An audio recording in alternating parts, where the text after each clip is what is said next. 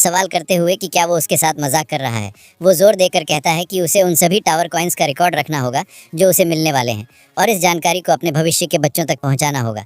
सियोजुन एक श्रृंखला की कल्पना करता है जो 300 साल तक चलेगी, जिसमें उसके 7वीं पीढ़ी के पोते पोती आखिरकार उसकी तरफ से टावर कॉइन्स प्राप्त करेंगे। वो मैनेजर के प्रति अपनी निराशा व्यक्त करता है क्योंकि इस शर्त से उसके पास अपने बच्चे होने का भी कोई मौका नहीं बचता। लेकिन टावर मैनेजर सियोजुन के गुस्से पर कोई प्रतिक्रिया नहीं देता और मैसेज विंडोज़ अचानक गायब हो जाती हैं, बातचीत जारी रखने में अपनी अरुचि दिखाते हुए। सियोजुन को एहसास होता है कि गुस्सा करने से उसकी स्थिति में कोई सुधार नहीं होगा। इसके बजाय वो वर्तमान में वो क्या कर सकता है उस पर ध्यान केंद्रित करने का फैसला करता है ताकि आराम से जीने की अपनी संभावनाओं को बेहतर बना सके। सियोजुन समझता है कि वो इस समय सिर्फ बैक्सीकॉर्न के बीज ही खरीद सकता है और उसे विश्वास है कि ये एक अच्छा विकल्प है। मकाई को उबाल कर या भून कर खाने पर स्वादिष्ट हो सकती है और सियोजुन इसे आटे में पीस कर ब्रेड जैसा कुछ बनाने पर भी विचार करता है, हालांकि वो श्योर नहीं है कि ये आइडिया काम करेगा या नहीं। सियोजुन बीजों को खरीदने का फैसला करता है और 125वें दिन वो वैक्सीकॉर्न के बीज बोने के लिए और फिर उन्हें सीखने के लिए अपने छोटे से खेत की तरफ जाता है। अपने इरादे पर कायम रहते हुए सियोजुन मकाई के बीज खरीदने का ऑप्शन चुनता है। सिस्टम उसकी 200 वैक्सीकॉर्न बीजों की खरीदारी को कंफर्म करता है। उसके सीड बैंक अकाउंट से 0.5 टावर कॉइन्स काट लेता है। इसके अलावा सियोजुन ने 5 सीड माइल्स कमाए हैं जिनका इस्तेमाल वो भविष्य में सीड स्टोर को लेवल अप करने के लिए कर सकता है। एक नया कूल डाउन पीरियड शुरू होता है और सिस्टम सियोजुन को बताता है कि वो 30 दिन बाद फिर से सीड स्टोर को एक्सेस कर पाएगा। इसी बीच मकाई के बीजों से भरा एक कपड़े का पाउच सियोजुन के हाथ में उतर आता है। वो पाउच खोलता है और मुट्ठी भर बीज निकालकर हस्बैंड रैबिट को दिखाता है। सियोजुन बीजों पर उसकी राय पूछता है, ये सोचते हुए कि क्या वो अच्छे दिख रहे हैं। हस्बैंड रैबिट हाँ में सिर हिलाता है कि वो सच में अच्छी क्वालिटी के हैं। सियोजुन सुझाव देता है कि उन्हें अपना काम शुरू करना चाहिए और सभी खरगोश खुशी से उसके साथ जुड़ जाते हैं। लेकिन शुरू करने से पहले सियोजुन खुद को रोकता है और सुझाव देता है कि उन्हें पहले कुछ खा लेना चाहिए। वो मछली को भूनते हैं और साइड डिश के रूप में टमेटोस का आनंद लेते हैं। आखिरकार सियोजुन की भूख शांत होती है और वो कहता है कि वो और नहीं खा सकता। वो बची हुई मछली को सुखाकर बाद के लिए स्टोर करने का फैसला करता है। खरगोशों का पेट भी भर गया था और वो सियोजुन के साथ आग के पास रिलैक्स करते हैं। अचानक पॉइजन हनी भी सियोजुन के पास आती है और वो गर्मी से उसका स्वागत करता है। वो पूछता है कि क्या उसका अपने घर वापस जाने के बजाय गुफा में रहना ठीक है। हनी भी मुस्कुराती है और प्यार से अपना गाल सियोजुन के गाल से रगड़ती है, ये इशारा करते हुए कि उसका यहाँ परमानेंटली रहना ठीक है। सियोजुन इससे बहुत खुश होता है, लेकिन तभी हनी बी के एंटेनास कुछ महसूस करते हैं और उसका एक्सप्रेशन सीरियस हो जाता है। वो ऊपर उठती है और एक दृढ़ निश्चय के साथ प्रवेश द्वार का सामना करती है। काला वॉरियर रैबिट भी अपने हथौड़े के साथ तैयार हो जाता है, एक घुसपैठिए की मौजूदगी को महसूस करते हुए। सियोजुन हरकत को नोटिस करता है और चिल्लाता है कि वहाँ जरूर कोई है। काला वॉरियर रैबिट घुसपैठिए के प्रति अपना गुस्सा व्यक्त करता है और घुसपैठिए जवाब देता है, सबसे कहते हुए कि वो उसे गलत ना समझे। वो साफ करता है कि वो कोई बेशरम बिल्ली नहीं है जो उनका खाना चुराने आई है। सियोजुन इस बात से हक्का बक्का रह जाता है कि घुसपैठिया एक बोलने वाली बिल्ली है और सोचता है कि ये कैसे मुमकिन है। काला रैबिट और पॉइजन हनी भी लड़ने के लिए तैयार हैं, जबकि दूसरे खरगोश डरे हुए हैं। सियोजुन बिल्ली से पूछता है कि वो यहाँ क्यों आया है और बिल्ली नीचे कूदती है और उसके सामने उतरती है। बिल्ली ने एक चोगा पहना हुआ है और एक छोटा सा बैग लिए हुए है। वो खड़ा होता है और हाथ मिलाने के लिए अपना पंजा आगे बढ़ाता है। बिल्ली पूछती है कि क्या सियोजुन ही कस्टमर पार्क सेजन है और अपना परिचय ट्रैवलिंग मर्चेंट थियो के रूप में देता है। लेकिन सियोजुन एक बोलने वाली बिल्ली को देखकर कंफ्यूज था। उसके पीछे काला वॉरियर रैबिट अभी भी बिल्ली पर शक कर रहा है, लेकिन सियोजुन को याद आता है कि उसने सुना था कि कभी कभी लोग टावर पर चढ़ते समय ट्रैवलिंग मर्चेंट से मिलते हैं, लेकिन उसने उम्मीद नहीं की थी कि मर्चेंट एक बिल्ली होगा। सियोजुन को बिल्ली मर्चेंट काफी प्यारा लगता है। उसकी बड़ी चमकती आंखें, नरम और गोल मटोल गाल और उसके आगे बढ़े हाथ के जली लाइक पंजे। सियोजुन उन जली पॉस को अपने ऊपर मसलते हुए कल्पना किए बिना नहीं रह पाता और एक बिल्ली प्रेमी होने के नाते वो एक्साइटेड महसूस करता है। जैसे ही बिल्ली मर्चेंट सियोजुन से बात करने की कोशिश करती है, वो उसके सामने कूल और कॉन्फिडेंट एक्ट करने की कोशिश करता है। सियोजुन मर्चेंट से पूछता है कि उसे क्या चाहिए। थियो समझाता है कि उसने सुना था कि एक नए रुकी ने सीड स्टोर में ट्रांजैक्शंस किए हैं और वो यहाँ सियोजुन से मिलने और उसके साथ कुछ डील्स करने आया है। सियोजुन डील्स के बारे में क्यूरियस है और थियो से और जानकारी मांगता है। थियो अपने बैग के अंदर कुछ ढूंढता है और समझाना शुरू करता है, लेकिन इससे पहले कि वो उसे कुछ दिखा पाता, उसका पेट जोर से गुर्राता है, जिससे वो नर्वस हो जाता है। वो सियोजुन से माफ़ी मांगता है, ये मानते हुए कि उसने उस दिन कुछ नहीं खाया था और इसलिए उसने एक कस्टमर के सामने एक शर्मिंदगी वाली छवि दिखा दी। थियो इस घबराहट में हंसता है, जबकि सियोजुन उसे बड़े ध्यान से देख रहा था। अचानक सियोजुन के चेहरे पर एक शरारती मुस्कान आ जाती है, जिससे साफ पता चलता है कि उसके दिमाग में कुछ चल रहा है, शायद इस बिल्ली मर्चेंट का फायदा उठाने का कोई प्लान। सेओ जुन एक खुशनुमा मुस्कान के साथ उसे एक भुनी हुई मछली ऑफर करता है। मछली को देखते ही थियो इतना शॉक्ड हो जाता है कि उसके मुंह से जोर से मीयू निकल जाती है। उसकी आंखें चमकने लगती हैं, मुंह से लार टपकने लगती है और कान फड़कने लगते हैं जब वो उस स्वादिष्ट भुनी हुई मछली को देखता है। सेओ जुन जोर देकर कहता है कि थियो को ये ऑफर ठुकराना नहीं चाहिए, लेकिन थियो अपनी भूख पर काबू पा लेता है और सेओ जुन से कहता है कि वो ठीक है, क्यों नहीं वो एक कस्टमर का खाना नहीं छू सकता। सेओ जुन थियो के जवाब से थोड़ा हैरान होता है और बिल्ली मर्चेंट को एक बार फिर मनाने की कोशिश करता है। वो थियो से पूछता है कि क्या वो सच में मछली नहीं खाना चाहता, नरम भुने हुए मांस की ना रोक पाने वाली खुशबू के बारे में बताते हुए और इस बात पर जोर देते हुए कि इसमें वही फिशी फ्लेवर है जिसे बिल्लियां मना नहीं कर सकती। थियो का कंधा पकड़कर सेओ जुन कहता है कि साफ दिख रहा है कि थियो इसे खाना चाहता है और वो इसे ले सकता है। जैसे जैसे सेओ जुन उसे और मनाता है, थियो की लार टपकना बंद नहीं होती। वो पूरी कोशिश करता है खुद को रोकने की, लेकिन आखिरकार लालच के आगे हार मान लेता है। वो बहुत सारा खाता है और आखिरकार पेट भरने का एहसास होता है, खुशी से लेट जाता है और हाथ में मछली का कांटा पकड़े होता है। सेओ जुन आग ठीक करते हुए कहता है कि थियो सच में बहुत भूखा होगा क्योंकि उसने पूरी मछली खा ली। थियो दिल से सेओ जुन को धन्यवाद देता है, इस दावत के लिए आभारी महसूस करते हुए, और सोचता है कि वो इसका एहसान कैसे चुकाएगा। सेओ जुन मुस्कुराता है, कहते हुए कि ये कोई बड़ी बात नहीं थी और उसे ही शुक्रिया करना चाहिए, ये देखते हुए कि थियो उससे मिलने इतनी दूर आया था। फिर जैसे ही थियो उस डील के बारे में बात करने वाला था जिसका उसने पहले जिक्र किया था, सेओ जुन अचानक उससे 0.5 टावर कॉइन्स मांग लेता है। कंफ्यूज्ड होकर थियो इस बारे में पूछता है और सेओ जुन शरारत से मुस्कुराते हुए जवाब देता है, कहते हुए कि जो भुनी हुई मछली उसने अभी खाई उसके पैसे उसे देने होंगे। थियो घबरा जाता है और शौक में सेओ जुन से पूछता है कि क्या मछली फ्री नहीं थी। सेओ जुन जवाब देता है कि इस दुनिया में कुछ भी फ्री नहीं मिलता और क्योंकि थियो एक डील करने आया था, उसे ये उम्मीद नहीं करनी चाहिए कि वो कस्टमर की मछली खाकर भाग जाएगा। थियो और भी नर्वस हो जाता है जब वो देखता है कि काला खरगोश और पॉइजन हनी भी अपने हथियारों के साथ तैयार खड़े हैं, जबकि खेती करने वाले खरगोश भी थियो का सामना करने के लिए तैयार थे अगर वो बिना पे किए भागने की कोशिश करते। आंखों में आंसू लिए थियो मजबूरी में 0.5 टावर कॉइन सेओ जुन को दे देता है और सेओ जुन उसे धन्यवाद देता है। फिर हम देखते हैं कि बिल्ली निराश है, सेओ जुन के पास घुटनों के बल बैठी है और सेओ जुन खुश है क्योंकि आखिरकार उसने कुछ टावर कॉइन्स कमा लिए थे। फिर हम देखते हैं कि बिल्ली रो रही है और सोच रही है कि वो एक कस्टमर से पैसे कमाने आया था, लेकिन उल्टा उसे ही पैसे देने पड़ गए और उसका बिजनेस शुरू होने से पहले ही घाटे में चला गया है। लेकिन वो अपने इमोशंस पर काबू पाता है और हार न मानने का फैसला करता है। वो फैसला करता है कि वो अपने सारे आइटम्स यहीं बेचेगा। थियो जोर से ऐलान करता है कि अब उसकी बारी है और सेओ जुन से उसके आइटम्स को जांचने के लिए अनुरोध करता है। वो कपड़े का बैग खोलता है और उसमें रखे लग्जरी आइटम्स दिखाता है। बड़े गर्व के साथ थियो कपड़े पर रखे 3 आइटम्स दिखाता है। हर एक की कीमत एक इन्फॉर्मेशन विंडो पर दिखाई देती है। पहला आइटम एक टम्बलर था जिसकी कीमत 5 टावर कॉइन्स थी। उसके बाद एक मिनी फैन भी 5 टावर कॉइन्स का था और आखिर में उसी कीमत का एक पोर्टेबल हैंड वार्मर। आइटम्स को देखकर सेओ जुन पूछता है कि क्या ये आइटम्स टावर के बाहर से हैं, और बिल्ली गर्व से कहती है कि हाँ बिल्कुल। थियो आइटम्स के बारे में बताना शुरू करता है, कहते हुए कि टम्बलर में प्रिजर्वेशन मैजिक है जो अंदर रखी चीज़ों का टेम्परेचर मेंटेन रखता है, चाहे गर्म हो या ठंडा। फिर वो मिनी फैन के विंड मैजिक एन्चांटमेंट पर रोशनी डालता है, ये दिखाते हुए कि बटन्स दबाने पर ये कैसे ठंडी हवा देता है। सेओ जुन अविश्वास से थियो को घूरता है और उसे बीच में रोकने के लिए माफ़ी मांगता है, लेकिन उसे मजबूरन उसे बताना पड़ता है कि वो जो आइटम्स बेच रहा है वो असल में कचरा है। ये सुनते ही थियो गुस्से से आग बबूला हो गया। वो सेओ जुन पर चिल्लाया और पूछा कि वो क्या बकवास कर रहा है। उसने जोर देकर कहा कि ये सारे आइटम्स टावर के बाहर से हैं और कोई इनकी वैल्यू कैसे नहीं पहचान सकता।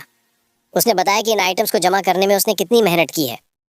सेओ जुन ने शांति से थियो को समझाया कि वो भी टावर के बाहर से ही है, और ये सुनकर थियो पर जैसे आसमान टूट पड़ा जब उसे एहसास हुआ कि उसके साथ धोखा हुआ है। सेओ जुन ने सब्र से समझाया कि जिन आइटम्स को थियो बेचने की कोशिश कर रहा है उनमें कोई मैजिक नहीं है। टम्बलर बस बाहर की हवा से कांटेक्ट रोककर गर्मी को अंदर बाहर आने से रोकता है और पोर्टेबल फैन और हैंड वार्मर बैटरीज पर चलते हैं। अगर उन्हें कुछ ही घंटे इस्तेमाल किया गया तो उनकी बैटरीज खत्म हो जाएंगी। सेओ जुन ने फैन के बटन्स दबाए उसकी कम होती पावर दिखाते हुए, जिससे थियो और भी निराश हो गया। अब गुस्से और फ्रस्ट्रेशन में थियो ने सेओ जुन पर झूठ बोलने का इल्ज़ाम लगाया। उसने जोर देकर कहा कि जिस इंसान ने उसे ये आइटम्स बेचे थे उसने दावा किया था कि इनके अंदर मैजिक है, लेकिन बैटरी खत्म होने की वजह से फैन रुकने ही वाला था और सेओ जुन ने इस बात की तरफ थियो का ध्यान दिलाया। फ्रस्ट्रेटेड होकर थियो ने फैन को दोबारा चालू करने की कोशिश में उस पर हाथ मारना शुरू कर दिया, लेकिन सेओ जुन ने उसे तसल्ली दी कि सच में जिस इंसान से उसने ये सामान खरीदा था उसने उसके साथ धोखा किया है। थियो और भी ज़्यादा डिप्रेस हो गया। उसे विश्वास नहीं हो रहा था कि कोई उसके साथ इतना बुरा कर सकता है। फिर थियो जोर जोर से रोने लगा, कहते हुए कि वो बेचने वाला एक बुरा गॉब्लिन था और फ्रस्ट्रेशन में ज़मीन पीटने लगा। सियोजुन को थियो के लिए बुरा लगा और उसने उसे शांत करने की कोशिश की, उसे पूछते हुए कि आखिर हुआ क्या था। दुखी बिल्ली मर्चेंट ने अपनी कहानी बताना शुरू किया। उसने समझाया कि वो टावर के 75th फ्लोर से है, जो टावर के न्यूट्रल जोन्स में से एक था। लंबे समय से वो मेरिल नाम की एक बिल्ली से प्यार करता था, जो उनके ग्रेनर विलेज की सबसे खूबसूरत लड़की थी। आखिरकार एक दिन उसने सबके सामने उसे प्रपोज करने की हिम्मत जुटाई। जब गांव वाले उसका हौसला बढ़ा रहे थे, थियो ने मेरिल से अपनी फीलिंग्स का इजहार किया और उसे डेट करने के लिए पूछा। उसने उसे मछलियों का एक गुलदस्ता बिकेट भी दिया, कुछ ऐसा जो उसे लगा कि वो पसंद करेगी। लेकिन मेरिल ने कोई इंटरेस्ट नहीं दिखाया और थियो के दिए उस मामूली से बुके पर अपनी नफरत जाहिर की। उसने थप्पड़ मारकर उसे दूर फेंक दिया, कहते हुए कि सस्ती चावल वाली मछली की बदबू से उसे घिन आती है। इस बात से थियो को बहुत दुख हुआ, क्योंकि उसने उन भुनी हुई राइस फिश को पाने के लिए बहुत मेहनत की थी। लेकिन तभी उसे एक और झटका लगने वाला था। तभी कोई आगे बढ़ा और थियो से कहा कि वो अपनी औकात में रहे, ये पूछते हुए कि उसकी मेडल को जीतने की हिम्मत कैसे हुई। जैसे ही थियो पीछे मुड़ा, उसने ऑरेन को देखा, जो गांव की सबसे अमीर बिल्ली का बेटा था। ऑरेन ने अच्छे कपड़े पहने हुए थे और गिफ्ट के तौर पर एक बड़ी खूबसूरत मछली लाया था। ऑरेन थियो पर हंसा, उसका मजाक उड़ाते हुए कि उसने एक लड़की को इतनी लो ग्रेड राइस फिश दी। उसने सुझाव दिया कि थियो को कम से कम गिफ्ट के रूप में एक हाई क्वालिटी सामन लाना चाहिए था, और इसके साथ ही ऑरेन ने वो सामन मेरिल को पेश कर दिया। मेरिल उसे देखकर खुश लग रही थी। घबराया हुआ थियो हकलाते हुए समझाने की कोशिश कर रहा था कि मेरिल को ग्रीजी फूड पसंद ही नहीं है, क्योंकि उसे वजन बढ़ने से डर लगता है। लेकिन मेरिल ने खुद ही बोल दिया और कहा कि मछली सच में बहुत खूबसूरत है। शॉक्ड और टूटे दिल के साथ उसने वो शब्द सुने। ऑरेन ने अपना हाथ मेरिल के कंधे पर रखा हुआ था और उसे सैमन का ठीक से आनंद लेने के लिए अपने घर ले जा रहा था, और वो उसके साथ जाने के लिए खुश लग रही थी। थियो ने उम्मीद खोते हुए मेरिल से रोकने की विनती की। उसे रोकने के लिए उसका हाथ पकड़ लिया। उसकी नज़र में ये एक दिल तोड़ देने वाली कहानी के सीन जैसा था। उसने खुद को प्रोटैगनिस्ट के रूप में देखा, गरीब लेकिन हैंडसम बिल्ली, जबकि जिस औरत से वो प्यार करता था उसे एक अमीर आशिक उड़ा कर ले जा रहा था। थियो ने अपना दिल खोल कर रख दिया, उन पलों को याद करते हुए जो उन्होंने साथ बिताए थे और जो यादें उन्होंने साथ बनाई थी। लेकिन मेरिल ने बेरुखी से उसकी फीलिंग्स को खारिज कर दिया, उससे कहते हुए कि वो हद से आगे ना बढ़े। उसने दावा किया कि उसने उस पर सिर्फ शिष्टाचार के नाते मुस्कुराई थी और उसने गहरे रिश्ते की कल्पना कर ली थी। उसने बेरहमी से कहा कि उसे सस्ती चावल वाली मछली जैसी महकने वाली गरीब बिल्लियों से सबसे ज्यादा नफरत है, सीधे थियो की तरफ इशारा करते हुए। पूरी तरह से टूट चुका था और उसके पास कहने को कुछ नहीं बचा था। थियो की दुनिया उसके चारों तरफ बिखर चुकी थी और वो निराशा के अंधेरे में डूब गया। मेरिल को शहर की सबसे अमीर बिल्ली का बेटा ओरेन अपने साथ ले गया और थियो रोता हुआ वहाँ से भाग गया। उसने अपना गांव छोड़कर एक ट्रैवलिंग मर्चेंट बनने का फैसला किया, इस इरादे के साथ कि वो एक दिन अमीर बनेगा और अपना बदला लेगा। उसने कसम खाई कि वो अपनी हालत से ऊपर उठेगा। जब थियो ने सियोजुन और खरगोशों को अपनी कहानी का पहला हिस्सा सुनाया तो वो उसके लिए चिंतित और दुखी हो गए। खासकर सियोजुन को थियो को धोखा देने के लिए बहुत बुरा लग रहा था। थियो ने समझाया कि उसने ज़रूरी कार्रवाई पूरी की थी और अपने ज़िंदगी भर की कमाई 50 टावर कॉइन्स खर्च करके अपना ट्रैवलिंग मर्चेंट लाइसेंस और दूसरे ज़रूरी डॉक्यूमेंट्स हासिल किए थे। उसने बचे हुए 5 टावर कॉइन्स का इस्तेमाल किसी फेरी वाले या पेडलर से कुछ खरीद कर उसे दोबारा बेचने के लिए करने का प्लान बनाया था। लेकिन तभी स्कैरम ने उसके साथ धोखा कर दिया। थियो ने याद किया कि कैसे स्कैरम, एक गोब्लिन, उसके पास आया था और पूछा था कि क्या वो एक नया घूमने वाला मर्चेंट है। स्कैरम ने थियो को अपना नाम बताया और उसे जानकारी देने का ऑफर किया। भोलेपन में स्कैरम पर विश्वास करके थियो उसके साथ इनमें बातें करने लगा। स्कैरम ने उसे टावर के बाहर के आइटम्स के बारे में बताया, दावा करते हुए कि वो बहुत कीमती हैं और ऊपर के फ्लोर्स पर उनका अच्छा मुनाफा मिल सकता है, जहाँ के जीव ऐसी चीज़ें शौक से इकट्ठा करते हैं। थियो को हैरानी हुई कि स्कैरम ये कीमती आइटम्स इतनी कम कीमत पर क्यों बेच रहा है, और स्कैरम ने जवाब दिया कि एक सीनियर मर्चेंट की तरफ से एक जूनियर को ट्रेन करने का नेक काम है। इस बात पर यकीन करके थियो ने जल्दी से वो आइटम्स खरीद लिए, इस उम्मीद में कि वो उन्हें ज़्यादा कीमत पर बेच पाएगा। स्कैरम ने थियो को एक बोनस भी दिया, एक कागज़ का टुकड़ा जिस पर एक सीड स्टोर के नए यूज़र की लोकेशन का नक्शा था। स्कैरम ने थियो से कहा कि वो इस नए सदस्य से अच्छा मुनाफा कमा सकता है, लेकिन थियो को जल्दी एहसास हुआ कि वो जानकारी भी कोई सच्चा बोनस नहीं थी। अफसोस के साथ उसने अपने सारे बचे हुए पैसे स्कैरम को दे दिए और बड़ी उम्मीदों के साथ वो आइटम्स खरीद लिए। वो रास्ते में खुद भूखा रहते हुए अपने सफ़र पर निकल पड़ा, इस उम्मीद में कि उसे बड़ा मुनाफा होगा, लेकिन उसकी सारी उम्मीदें टूट गईं और वो बड़ी मुश्किल से यहाँ तक पहुँचा। जब थियो ये सब सियोजन को बता रहा था तो वो काफ़ी उदास हो गया और रोते हुए ज़मीन पर लुढ़कने लगा। उसने अफसोस जताया कि सारे आइटम्स कचरा निकले और कस्टमर ने उसे मछली का लालच देकर उसके बचे हुए पैसे भी ले लिए। वो रोते हुए अपनी फ्रस्ट्रेशन निकालता है कि वो किसी भी काम में अच्छा नहीं है। शुरू में सियोजुन ने सोचा कि थियो काफ़ी भोला है, लेकिन तभी उसे एक आइडिया आया। उसे कुछ ऐसा याद आया जो उसे टावर कॉइन्स कमाने में मदद कर सकता था। सियोजुन मुस्कुराया और थियो को शांत होने को कहा, उसे खुश करने के लिए कुछ भुनी हुई मछली ऑफर करते हुए। लेकिन थियो अपने पिछले अनुभव से सीखकर शक करने लगा कि सियोजुन बाद में उससे मछली के पैसे मांगेगा। उसने मना कर दिया, कहते हुए कि वो इतना बेवकूफ़ नहीं है कि एक ही धोखे में 2 बार फंसे। सियोजुन ने उसे विश्वास दिलाया कि वो सच में उसे ये फ्री में देना चाहता है, यहाँ तक कि थियो ने जो पहले 5 मछलियाँ खाई थीं उन्हें भी वो एक दावत मान रहा है। थियो उम्मीद भरी आंखों से सियोजुन को देखता है, पूछते हुए कि क्या वो सच कह रहा है। लेकिन सियोजुन साफ कर देता है कि ये मेहरबानी बिना शर्त के नहीं है। वो थियो से पूछता है कि क्या वो बदले में उसके साथ काम करने को तैयार होगा। सियोजुन मुस्कुराता है और थियो से उसके विचार पूछता है। उसी पल सियोजुन अपनी डायरी में एक और चैप्टर जोड़ता है, आज मैं एक पार्टनर से मिला जो थोड़ा भोला है। फिर हम देखते हैं कि सियोजुन थियो से पूछ रहा है कि क्या वो उसके साथ काम करना चाहेगा। सियोजुन को विश्वास है कि थियो मान जाएगा क्योंकि उसे लगता है कि थियो बहुत भोला है। थियो शॉक्ड है और सियोजुन से पूछता है कि क्या वो सच कह रहा है, क्या वो सच में चाहता है कि वो साथ में काम करें। सियोजुन अपने बात साफ करते हुए कहता है कि उसे अपना सामान बेचने के लिए एक अच्छे मर्चेंट की जरूरत है। लेकिन थियो को सियोजुन पर यकीन नहीं होता। अपने कान झुकाए हुए वो खुद को एक नूब मानता है जो बिल्कुल बेकार है। लेकिन सियोजुन थियो से कहता है कि गलतियां करने के बावजूद उसमें अभी भी एक अच्छे मर्चेंट वाले कुछ गुण हैं। फिर सियोजुन शरारत से मुस्कुराता है और समझाता है कि थियो की कहानी ने उसके दिल को छू लिया और इसीलिए वो उसके साथ बिजनेस पार्टनर्स बनना चाहता है। हैरान होकर थियो इस बिजनेस पार्टनर डील की और डिटेल्स का इंतजार करने लगता है, लेकिन इससे पहले कि सियोजुन कुछ समझाता वो खरगोशों को मर्चेंट की मेहमान नवाजी करने का इशारा करता है। हस्बैंड और वाइफ रैबिट मिलकर प्याज के पत्तों से कुर्सियां बनाते हैं और एक छतरी लगा देते हैं जिससे बिल्कुल बीच जैसा माहौल बन जाता है। उन्होंने टोमेटो के फूलों से बने हार भी पहने हुए थे। सियोजुन प्याज के पत्तों से बनी बोतल से पीते हुए उस पल का आनंद लेता है। खरगोश उन्हें पंखा झल रहे थे जिससे एक आरामदायक अनुभव मिल रहा था। सियोजुन फिर वही बात दोहराता है जो थियो में उसे अपनी लाचारी के बारे में बताई थी, एक धोखेबाज मर्चेंट से डील करना और धोखा खाना। वो समझाता है कि थियो के पास दोबारा बेचने के लिए सामान खरीदने के पैसे नहीं हैं। सियोजुन उत्साह से एक बिजनेस पार्टनरशिप का प्रस्ताव रखता है, एक ऐसी स्थिति का सुझाव देते हुए जिसमें दोनों का फायदा हो। सियोजुन थियो को अपने प्रोडक्ट्स देने का ऑफर करता है जिसे थियो दूसरे लोगों को बेच सकता है। बदले में सियोजुन को एक परसेंटेज मिलेगा जो इस बात पर निर्भर करेगा कि थियो कितना सामान बेचता है। थियो इंसेंटिव के बारे में पूछता है और सियोजुन समझाता है कि थियो को सामान मार्क्ड प्राइस से ज्यादा में बेचना होगा। थियो जितना ज्यादा में बेचेगा इंसेंटिव उतना ही बेहतर होगा। सियोजुन को थियो की काबिलियत पर विश्वास था, इसलिए वो सेलिंग प्राइस पर 35% इंसेंटिव का ऑफर करता है। इसी बीच काला खरगोश एक मछली भूनने की कोशिश कर रहा था। ये ऑफर सुनकर थियो को गुस्सा आ जाता है। उसे लगता है कि 35% इंसेंटिव बहुत कम है। उसे लगता है कि शर्तें उसके अनुकूल नहीं है। वो गुस्से में अपने ग्लास से पीता है, ये सोचते हुए कि सियोजुन ने उसे बेवकूफ़ समझा है। वो धोखा खाने से मना कर देता है। लेकिन इससे पहले कि थियो अपना फैसला बता पाता, सियोजुन के पास उसे बताने के लिए एक और ज़रूरी चीज़ थी, सबसे ज़रूरी हिस्सा।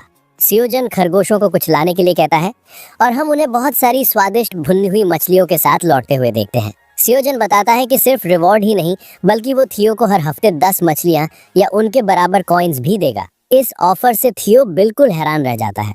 सियोजुन समझाता है कि कॉन्ट्रैक्ट की सभी शर्तें हैं। थियो के मुंह में पानी भर जाता है जब वो सियोजुन से पूछता है कि क्या वो भुनी हुई मछलियों के बारे में सीरियस है। सियोजुन फिर पूछता है कि क्या थियो अभी कॉन्ट्रैक्ट साइन करना चाहता है, लेकिन थियो आसानी से नहीं मानता। उसे मैरिल और स्कैरम जैसे पिछले धोखे याद आते हैं। वो जानता है कि दोबारा धोखा खाने से बचने के लिए उसे होशियार रहना होगा, लेकिन मछलियों का लालच रोकना मुश्किल था। थियो अपने मुंह से लार साफ करता है और कहता है कि अगर सियोजुन उसे हफ्ते में 20 मछलियां ऑफर करे तो वो इस बारे में सोचेगा।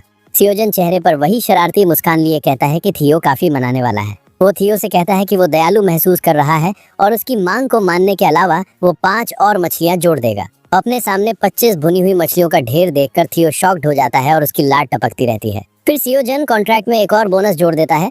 जब तक थियो सियोजुन के साथ काम कर रहा है वो जितनी चाहे उतनी मछलियां खा सकता है। सियोजुन एक बार फिर शर्तें दोहराता है और थियो को अपने कानों पर विश्वास नहीं होता। वो एक्साइटमेंट से भर जाता है, पिछले सारे शक या चिंताएं भूल जाता है। सियोजुन पूछता है कि क्या थियो के पास कागज का टुकड़ा है और थियो जल्दी से एक ला कर देता है। सियोजुन कागज लेता है, कॉन्ट्रैक्ट की शर्तें लिखता है और पार्टी ए के रूप में उस पर साइन करता है। थियो कागज पर अपना पंजा रखता है जो पार्टी बी को दर्शाता है। सियोजुन ऐलान करता है कि कॉन्ट्रैक्ट अब पूरा हो गया है।